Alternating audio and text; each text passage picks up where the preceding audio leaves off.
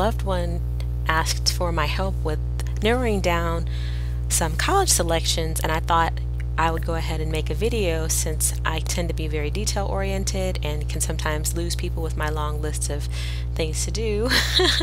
But they're actually pretty helpful, so I figured maybe a video would be easier to follow. How do I choose the best college for me? 8 steps to making a sound decision. Hi, I'm AJ Owen, consultant and certified career coach with AOE Professional Training and Development, APTD. Today I would like to show you my preferred method of helping individuals choose the best college for them. One of my areas of specialty is providing business leaders and their team members with work-life balance tips, resources, and guidance that can help improve their happiness and productivity in the workplace. Getting additional education moves you toward the personal and professional goals that you've set for yourself. So it's an important part of work-life balance because it is a part of feeling like you're on track in your life.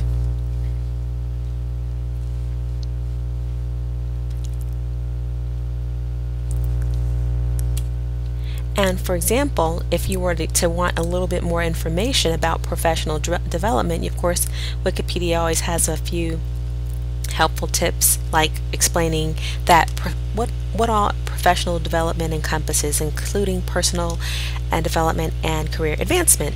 So, of course, helping individuals feel that their life is on track and somewhat in their control is the primary purpose of professional development.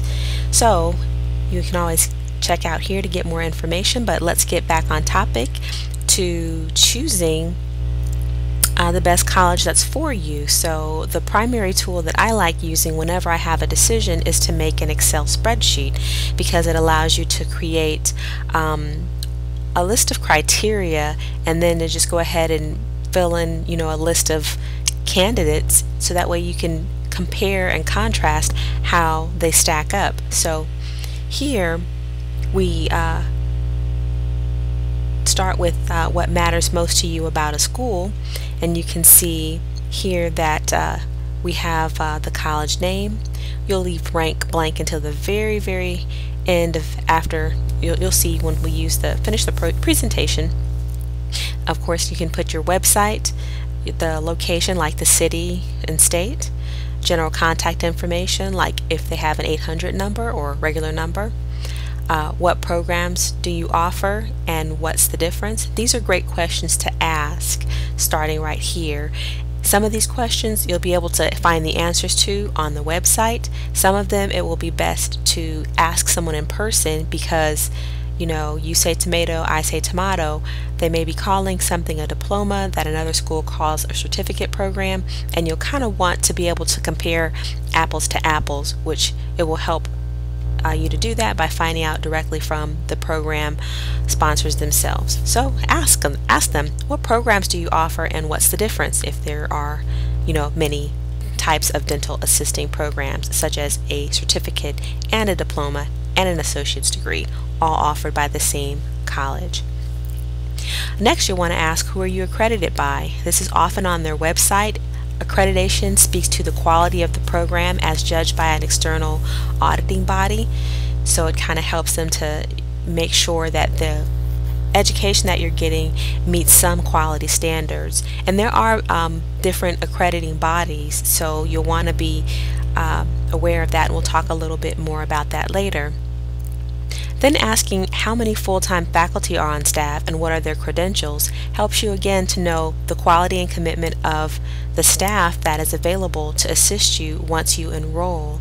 Having lots of full-time or a strong number of full-time faculty to part-time staff usually does give a little bit more of an indication of how established the program is. Potentially that could be one of the things that it indicates. So you definitely want to make sure that you have a lot of full-time staff, or a significant amount of full-time staff teaching, as compared to having all adjunct faculty, which they may be bringing an awful lot of real-world experience. So again, look at their credentials. If you have really highly credentialed adjunct faculty, that's still a pretty good indicator. of potential success. It's just one of the criteria that you'll take into consideration when making your decision, not the only criteria. So moving along, besides accreditation and full-time staff, we want to ask, how do you provide, or excuse me, do you provide job placement assistance? And if so, what is your placement rate? That's really important, because one thing that that's important is that once you get your degree, you actually want to work in the field. And programs that have a very strong job placement assistance program usually have a higher placement rate, meaning after their individuals graduate with a degree, they're able to actually get them placed in jobs in their career field. So you'll want to look for the higher rates, like 80-90%, okay, so as opposed to someone saying 20% of our graduates actually work in their field. That's not necessarily that's not particularly good. Next, upon completion, will I be a certified dental assistant? Now, we were talking about colleges in general, but to give you a specific example, we went ahead and chose dental assisting, and that's really important because what's really important is, whether or not it's certified, is because ultimately this individual really wants to be a certified dental assistant, which proves that they actually have passed some sort of an exam that says they can do what they're going to do, or what they, or should I say that they learned the degree that they earned.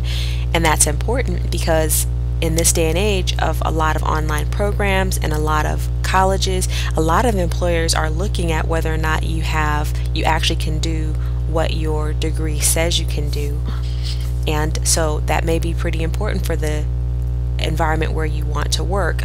Maybe their insurance really wants their dental assistants to all be certified, so in their job description for their classified ad, they'll indicate as a requirement must be a certified dental assistant. So that may or may not be a big issue for the job that you're looking for, but in general, to be aware that if there is such a thing as certification for the degree that you are wanting or the career that you're wanting to move into, you'll want to know whether or not the college or program that you're going to, if afterwards you will be certified, or is it that they're just preparing you to take the certification, and that's a separate step you'll have to complete on your own, separate from the program.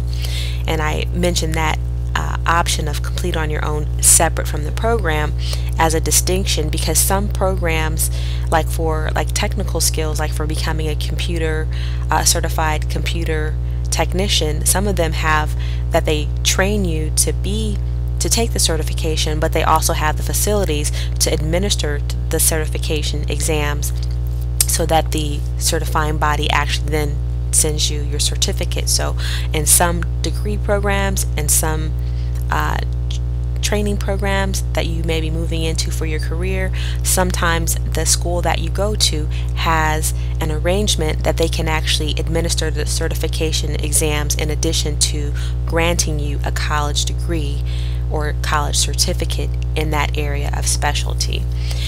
So next question is, how long does the program last? And I just put here this particular individual was hoping for something that takes under 6 months. Well, they'll be able to find out pretty quickly which programs are close to that, because as they're going through filling out this spreadsheet, they will know for each school how long their program takes.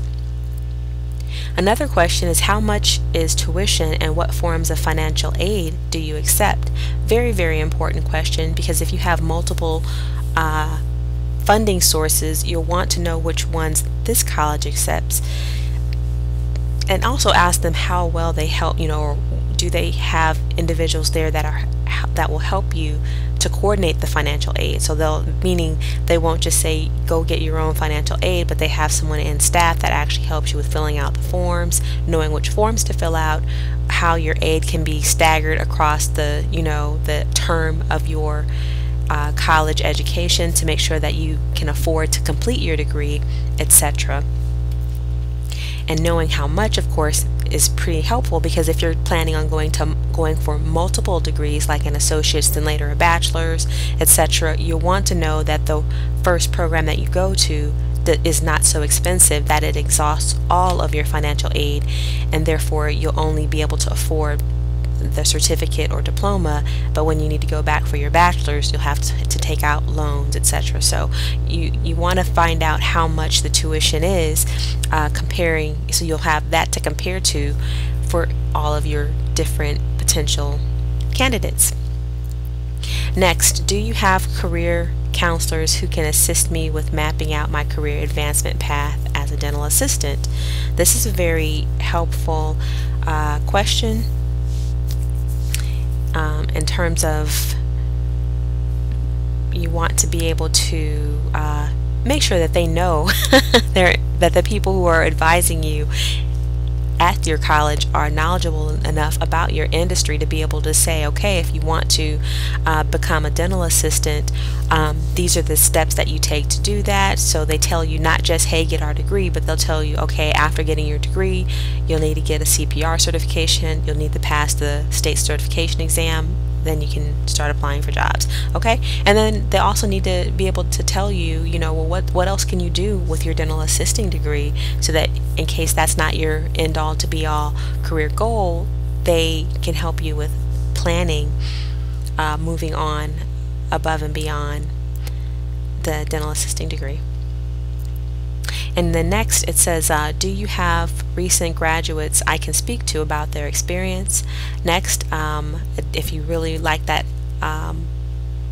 college, put down here your date of phone or campus appointment where you're planning on talking to someone in person for more details. And if they give you the contact information, that is something that you'll list here. So far what we've done is covered really step 1, which is making a list of what matters most to you about a school. Well, thanks so much for tuning in to the first step of 8 that will help you choose the best college for you. Please rate, comment, and subscribe if you'd like more videos. There will definitely be 7 more installments, quicker videos on how to make the best decision for picking out your college. Thanks for watching, and be sure to visit us at www.workingknowledgeradio.com for more professional development and work-life balance tips. Take care.